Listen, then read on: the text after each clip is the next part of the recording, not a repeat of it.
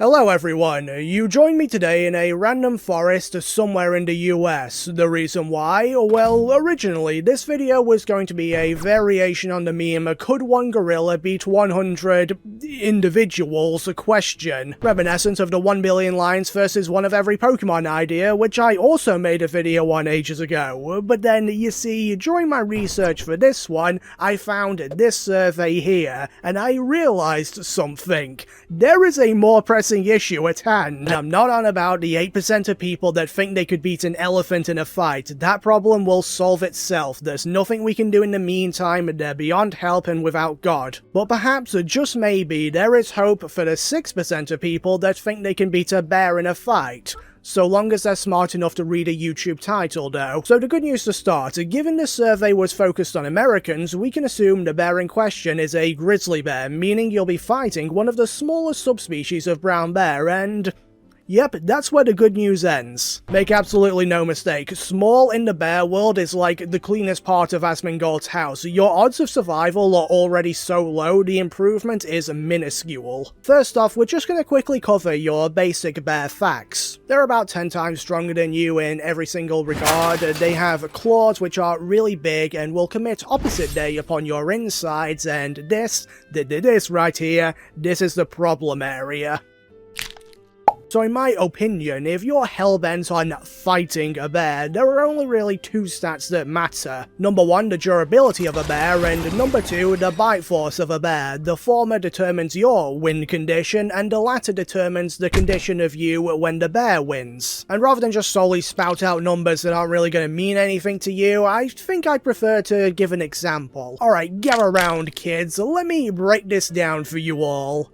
You guys are familiar with guns, right? Of the many stories I could go over where a bear was shot and just decided, no, I chose the tale of Old Clubfoot because that one sounds the most marketable. So Old Clubfoot was a bear in the 1800s, and he was a bit of a rapscallion, killing a load of farm animals and being a bit of a nuisance, a typical bear behaviour. Then one day, a bear hunter was out doing unknown activities in the forest when he came across Clubfoot and said, "Oh my, a bear, but what can I, a mere man, do in this situation?" Oh right. The bullet would hit Clubfoot in the shoulder, and the effect was as quote, "So far as doing any harm to the bear, I might as well have hit him with a switch or slapped him on the wrist." Clubfoot was basically like, oh, and charged at the man with murderous intent. The hunter shot several more times, same result. The hunter emptied his magazine into the animal, and this was presumably a rifle of some kind by the way, and the response? I am not overly pleased by this. It wasn't until the hunter was able to place a shot through Clubfoot's mouth and into the brain that the animal was finally stopped. Now yes, our fable does end here with Clubfoot being 6 foot under, 07's in chat, but the point is, well, chances are if you're subscribed to this channel, you're an absolute unit of a homo sapien. It's just a true fact. You're out here playing dodgeball with a tungsten cube. That's just who you are. But still, and I'm not trying to be rude or anything, again, you're subscribed to this channel, that just means you're a better person than most. But I don't think you can negatively impact a bear the same way a gun can. And that motherfucker Clubfoot was out here eating several rounds from one. Like, okay, emotional damage? Like, maybe you could do that. Perhaps that was the strat of the guy that called them Ursa Actress Horribilis. You know, that must have been pretty hurtful for the grizzly bear community, but whilst emotional wounds take the longest to heal, you can't heal from being mauled to death by a bear. Speaking of which, how strong bear? This time just got a short story for you all, just something I cooked up, you know, I kind of consider myself something of an author. Anyways, it's called The Bare Necessities. Once there was a human skull named Mr. Skull, and he thought he was pretty cool, being able to withstand a PSI of 1,100 pounds. One day though, he met Mr. Bear, who said, "Well, that's quite rude," said Mr. Skull. "Doesn't he know?" And then Mr. Bear proceeded to maul Mr. Skull to death with its bite force of 1,200 PSI, easily shattering him into many pieces. The end.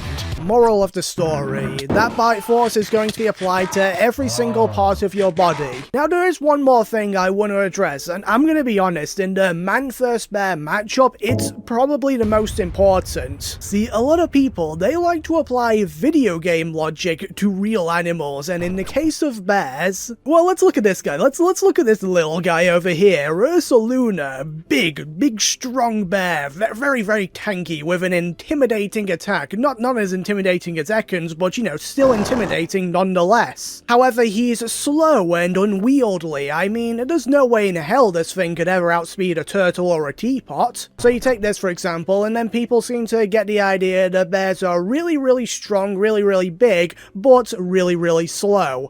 No. Bears are fast, like ridiculously fast. But then straight away after revealing that fact and showing proof, there's still quite a big problem, because I know any motherfucker who has a brain cell that says, yeah, I can take a bear, would neither understand what a number is, nor be able to interpret it on top of a bear. So instead, what we're going to do is we're going to sit you down right here, you're going to look at that screen, and we're going to watch a few videos of bears fighting, and I want you to really watch these and really ingest what you're up against.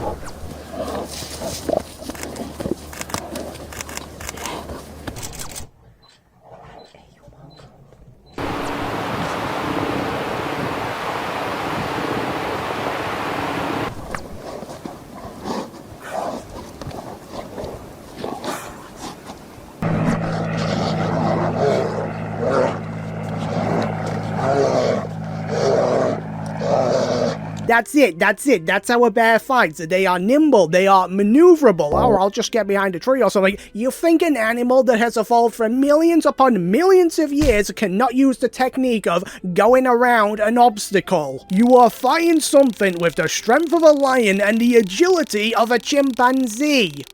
Oh wait, I forgot, to 8 and 17% of you respectively, that's not a problem, so why am I even here? And I swear to God and all the apostles, if I hear anyone else say something along the lines of, I just go for the eyes, or I just go for the sensitive areas, I'm gonna fucking hit them and then have a stroke. My brother in Christ, this is a bear. What is mere centimeters below the eyes and nose of a bear? You want to beat a bear in a fight? Good. That's your only option. That's your win condition. Take it or leave it. Be American or be dead. Because remember, kids, the right to bear arms gets you the right to bear arm. Okay, channel members, the only ones that can in fact fight a bear and win, you guys are here, you guys are awesome, I really do appreciate the support you give, and if you watching want to support me further, just click that join button down below. Because once again, you guys are amazing, and thank you again for all the support you give. And if you happen to be in the market for some other videos to watch, why not check out my one about the PlayStation Network outage of 2011. Very cool, very interesting, some might say. Though some may only be me, but that is beside the point. Now, just before we go, a threat to all of you. See, I need you to subscribe to this channel, and from what I've heard, the best way to achieve that is through motivation. So I have taken the liberty of putting my pet gecko Nax in a cage with an angry, starving bear, and unless you subscribe to my channel, Nax will be eaten in short order, and I hope you take that into consideration. Thank you. Alright, good luck to you all in your bear encounters in the future. I'll see you all later. Bye bye.